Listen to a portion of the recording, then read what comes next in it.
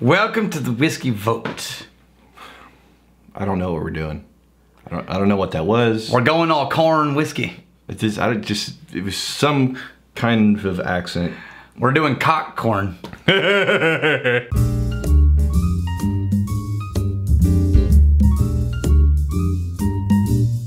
This was sort of a gift because I bought it, but not really. It's the gift you give yourself. It wasn't a gift. But this was where I was last weekend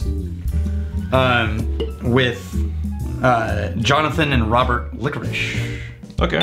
Who are the brothers who do all the work at Ironroot Republic Distillery in Denison, Texas. It's where we took the blending class. Mm-hmm.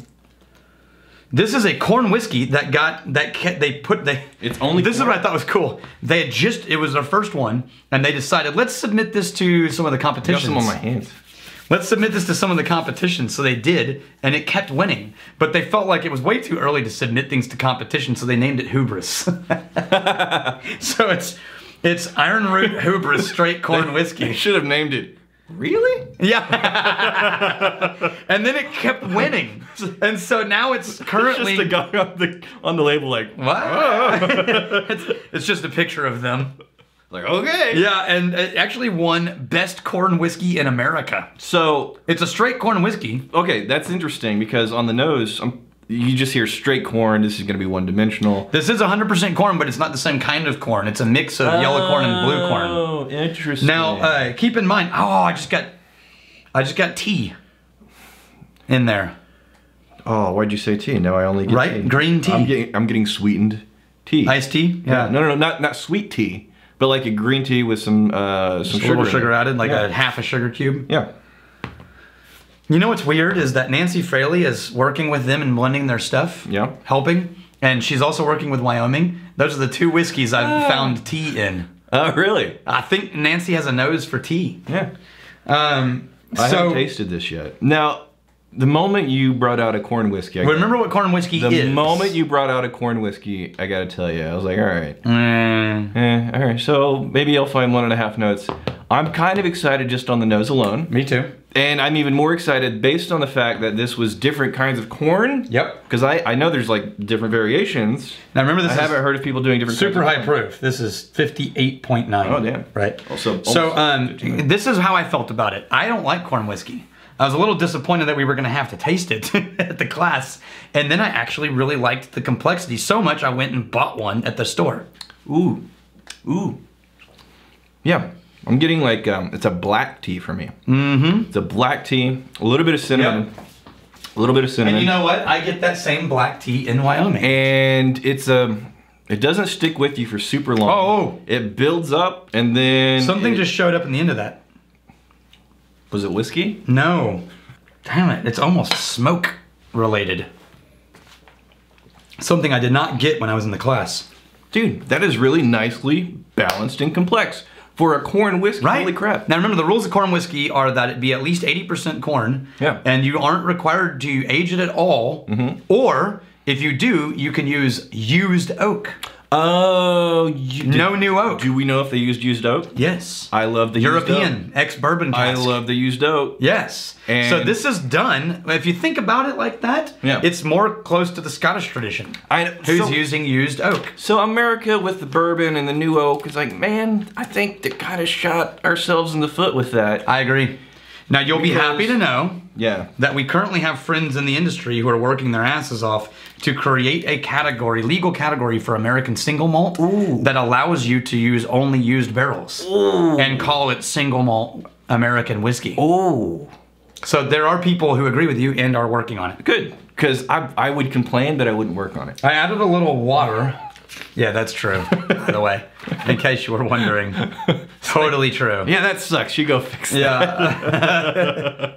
Ben, I've been hovering over the unsubscribe button for 10 minutes now, just repeating the word bread in my head. I've never been so conflicted nor disappointed. I agree, Ben. I agree. I already unsubscribed. Ben, I hope you're still here. I'm on the show. I unsubbed immediately. Oh, try your whiskey. It just became fresh walnut. Like off the ground, crack it open, your pecanamine. Crack it open and eat a fresh pecan.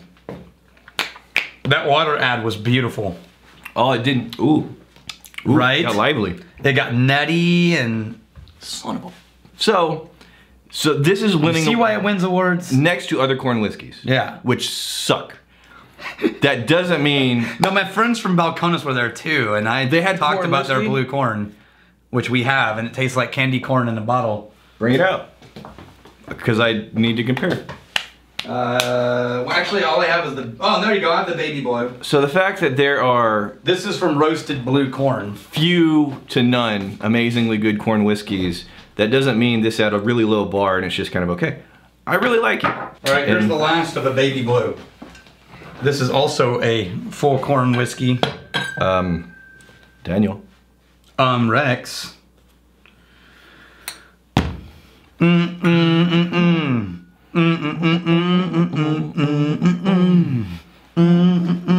I've got the Baby Blue. This is one that you said, oh, my wife would drink this. Oh, she would. That's some candy freaking corn on the nose, man. Mm-hmm. That is... And molasses. That is definitely candy corn for the first 3/4. Mm-hmm. And then this turns into... now it's back to sweetness. Yep. Okay. No, I go back to hubris.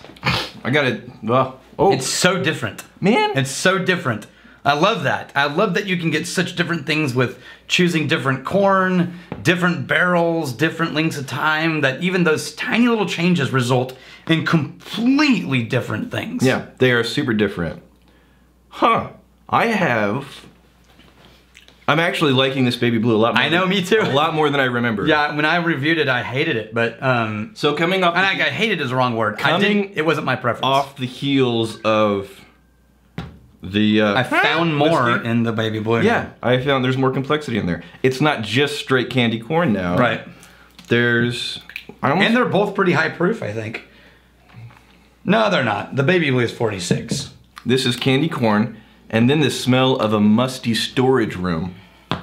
That's the taste. The smell of a musty storage room, that dustiness, and then that finally, after several seconds, turns into sweetness. Yes. Candy corn, musty storage room. I'm developing an interesting categorical appreciation for corn. For corn whiskey. Do they just use one kind of corn on the Baby Blue? Do we know?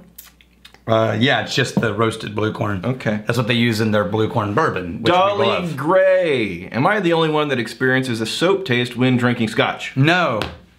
No, you're not. It can happen sometimes because of the oils, and it can also happen because of the phenols and the peat. It can also happen if they proofed it too quickly. It turns out, I've learned that now. If they brought it down to bottle proof too fast, that could also happen. Okay. Anyway. I thought I was going to have to suffer through this episode. Pleasantly surprised. Yeah. And, all right. Thank you, Ironroot. And a little bit more of updated review on this thing. A reappreciation of the Balcones. Reappreciation, because it was just a one-note candy corn to me before. All right. Here's to fighting, stealing, and drinking. You gonna make it? I'm drunk. If you fight me, you fight for friends. If you steal me, I steal lover's heart. If you drink, may you drink with us. Hey, thanks for hanging out with us in the Whiskey Vault. Don't forget to throw in a like, hit that subscribe button on the bottom right, and drop a question or comment down below.